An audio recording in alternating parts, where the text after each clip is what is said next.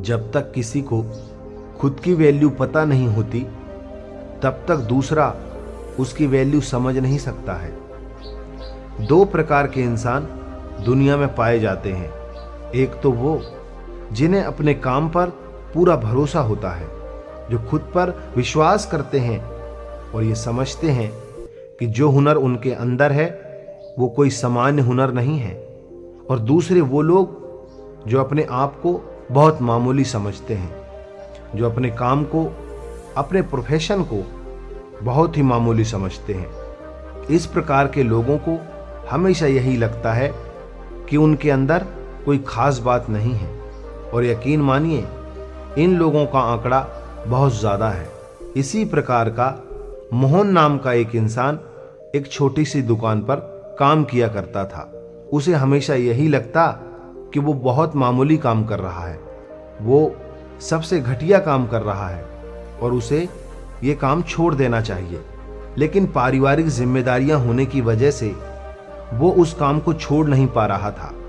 खाली समय में वो कभी विचार करता कि मैं खुद की एक दुकान खोल दूंगा, और कभी कोई दूसरा काम करने की सोचता ताकि लोगों के बीच उसकी इज्जत बने, लोग कहें कि मोहन बहुत अच्छा काम कर रहा है। वास्तविकता में जब भी कोई रिश्तेदार उससे पूछता है कि वो क्या काम करता है, तो वो अपने काम को छुपाने की भी कोशिश करता। वो हमेशा यही सोचा करता कि किसी दुकान पर काम करना कितना तुच्छ काम है, कितना छोटा काम है। इससे अच्छा तो आदमी खाली बैठ जाए। कोई अगर पूछे भी तो कह तो दे कि कुछ काम की तलाश कर रहा हूं, अभी तो कुछ काम मिला नहीं है। लेकिन ऐसे तुच्छ काम के बारे में दूसरों को बताना क्या सही रहेगा? मेरे बारे में क्या सोचेंगे कि कितना छोटा काम कर रहा है? क्या उनके बीच मेरी इज्जत, मेरी वैल्यू बनी रह पाएगी? ऐसे विचार मन में बार बार आने की वजह से वो अक्सर तनाव में रहने लगा था। दुकान पर काम करने का उसे बहुत ही कम पैसे मिलते थे। इससे वो अपनी बीवी बच्चों की ज़रूरतें भी पूरी नहीं कर पाता था। इसलिए रातों में उसे नींद भी नहीं आती थी। वो अपने आप को फालतू समझता था। वो दुनिया में खुद को बोझ समझता था। वो कभी कभी आत्महत्या करने का भी विचार करता। एक दिन मोहन दुकान पर अकेला काम कर रहा था। उसका मालिक कहीं बाहर गया हुआ था। तभी अचानक उसके दुकान पर बौद्ध भिक्षु भिक्षा लेने के लिए पहुंच गया। इस भिक्षु के चेहरे पर एक दिव्य तेज था। उसकी आंखों में एक शांति थी। मोहन ने इस बौद्ध भिक्षु को भिक्षा देते हुए एक सवाल पूछा। मोहन ने पूछा कि हे भंते, आपकी आंखों में गजब की शांति है, आपके चेहरे पर गजब का तेज है। आपने जिस प्रेम से मुझसे भिक्षा मांगी है, तो उससे स्पष्ट होता है कि आपकी वाणी भी बहुत प्रेमपूर्ण है।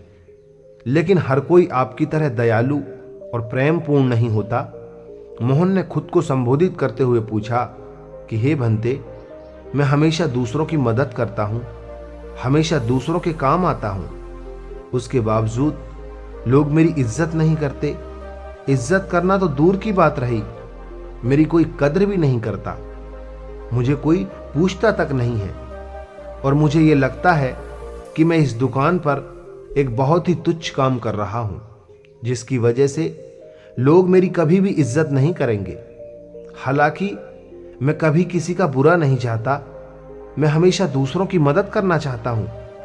तो इसके बदले कम से कम दूसरे लोगों को मुझसे ठीक से पेश तो आना चाहिए। मैं दूसरों के बीच और अपने परिवार के बीच में अपनी वैल्यू किस प्रकार बढ़ा सकता हूं? मुझे कुछ तरीके और उपाय बताएं जिससे मैं भी अपना स्वाभिमान भरा जीवन जी सकूं। बौद्ध भिक्षु ने मुस्कुराते हुए जवाब दिया कि भंते, जब तक तुम खुद की कद्र नहीं करना सीखोगे, तब तक दूसरा कोई तुम्हारी कद्र नहीं करेगा। जब तक तुम अपने काम को तुच्छ और छोटा समझते रहोगे, तो दूसरे लोगों को क्या पड़ी है कि वो तुम्हें महान समझे, तुम्हारे काम को ऊंचा समझे। भिक्षु ने अपनी बात आगे बढ़ाते हुए कहा कि ऐसा नहीं है कि हमें हर घर में भिक्षा मिल जाती हो, लेकिन जो कुछ भी हमें मिलता है उसके लिए हमारे मन में एक धन्यवाद का भाव होता है। इससे हम खुद को प्रेम करना सीख पाते हैं। जब तक हम अपने आप को, अपनी किस्मत को कोसते रहेंगे, तब तक हम अपने आप से कभी प्रेम नहीं कर पाएंगे। हम खुद को प्रेम तभी कर पाएंगे जब हम अपने आप को किस्मत वाला समझेंगे।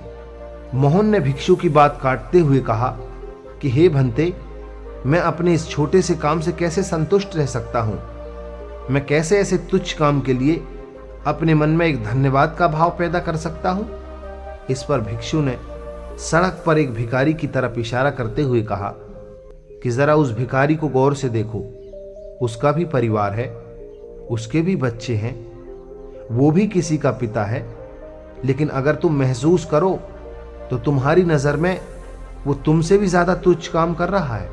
तुम तो उससे बेहतर हालत में हो। तुम्हें तो खुश होना चाहिए। हर किसी की किस्मत तुम्हारे जैसे नहीं होती। हर किसी को किसी दुकान पर काम करने का मौका नहीं मिलता। अगर तुम ऐसे सोचोगे तो तुम्हारे मन में एक धन्यवाद का भाव अपने आप पैदा हो जाएगा।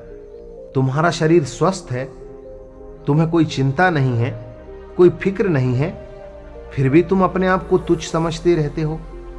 इसमें तुम्हारे सिर्फ सोचने के नजरिए की कमी है। अगर तुम अपने सोचने के नजरिए को बदलो तो सब कुछ अच्छा है, वरना तो सब कुछ बुरा है। एक बार तुम खुद से प्रेम करना सीख जाओ, प्रेम करना सीख जाओगे, उसके बाद तुम्हारा खुद पर विश्वास बढ़ जाएगा। और खुद पर विश्वास बढ़ने के बाद सबसे पहला बदलाव जो हमारे अंतर मन के अंदर आता है, वो आता है कि हमारी संकल्प शक्ति बहुत मजबूत हो जाती है। खुद से प्रेम यानी खुद पर विश्वास बढ़ना, और विश्वास बढ़ना मतलब हमारी संकल्प शक्ति मजबूत होना। मजबूत संकल्प शक्ति एक लीडर का, एक नेता का गुण होता है। जब दूसरे लोग जो आज तुम्हारी निंदा करते हैं, जब कल देखेंगे कि ये आदमी जो काम अपने हाथ में लेता है उसे पूरा करके ही दम लेता है, तो अपने आप उनकी नजरों में आपकी इज्जत बढ़ने लगेगी, आपकी वैल्यू बनने लगेगी। भिक्षु ने मोहन को सावधान करते हुए अपना अगला तरीका बताया, जिससे दूसरों की नजरों में अपनी वैल्यू बढ़ाई जा सके। उन्होंने कहा कि अच्छाई करना, दूसरों की भलाई करना अच्छी बात है, लेकिन हर समय अगर आप किसी के लिए मौजूद रहेंगे तो वो आपकी जरूरत कभी नहीं समझ पाएगा। कोई आपको गंभीरता से नहीं लेगा। सब तुम्हारा फायदा उठाकर तुमसे अपना काम निकलवाने के लिए योजनाएं बनाते रहेंगे, जिसके बाद में तुम्हें दुख होगा, तुम्हारे मन को तकलीफ होगी। इसलिए पहले से ही सचेत हो जाओ। हर किसी के लिए हर समय उपलब्ध मत रहो। जो हमारे करीबी हैं, हमारे अपने हैं, उनके लिए हमेशा मौजूद रहें, लेकिन दूसरों को अपनी जरूरत महसूस कराओ।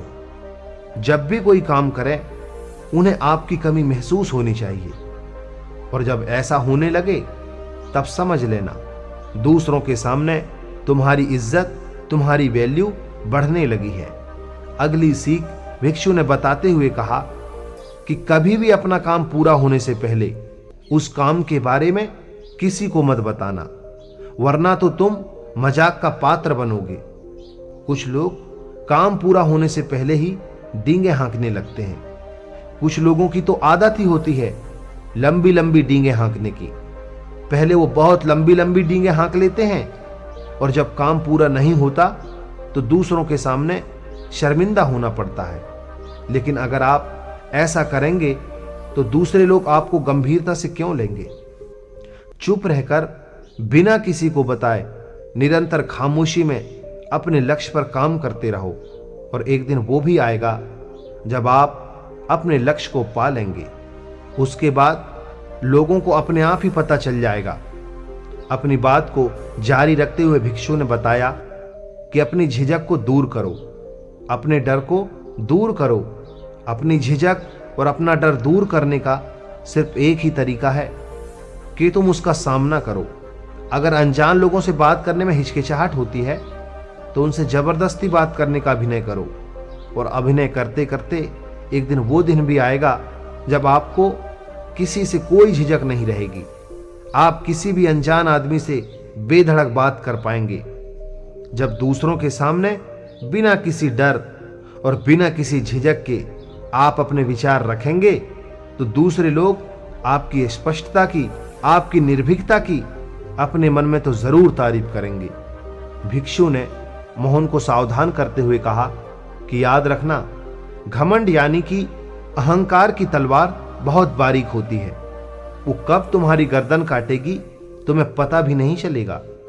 भौतिक जीवन में कुछ उपलब्धियां हासिल कर लेने के बाद कुछ लोगों को अहंकार हो जाता है।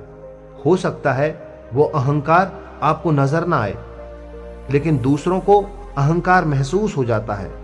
इसलिए जब तक आप सामने रहेंगे तो आपके होने की वजह से वो आपकी इज्जत करेंगे, आपके सामने आपकी बड़ाई करेंगे, लेकिन आपके पीछे से वो आपको अहंकारी और घमंडी बताने लगेंगे।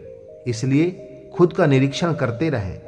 कहीं कोई उपलब्धि हासिल करने के बाद हम अहंकार से तो नहीं भर गए, कहीं हम अपने से छोटे ओहदे वालों के साथ गलत तरीके से पेश तो नहीं आ रहे। इस बात का निरीक्षण आध्यात्मिक उन्नति के लिए बहुत जरूरी होता है, क्योंकि आध्यात्मिक उन्नति में आदमी का अहंकार या घमंड ही सबसे बड़ा रोड़ा होता है। अपनी बात समाप्त करते हुए भिक्षु ने आखिर में कहा कि हम सब लोग समाज में रहते हैं, हम सब सामाजिक हैं, इसलिए समाज के लोगों के साथ वक्त बिताना, उनकी मदद करना, उनके सामने अच्छे से पेश आना, ये सब बातें समाज के सामने तुम्हें एक बहुत ही इज्जतदार इंसान के तौर पर पेश करती है। इसलिए अपने समाज से, अपने समाज के लोगों से हमेशा जुड़े रहें।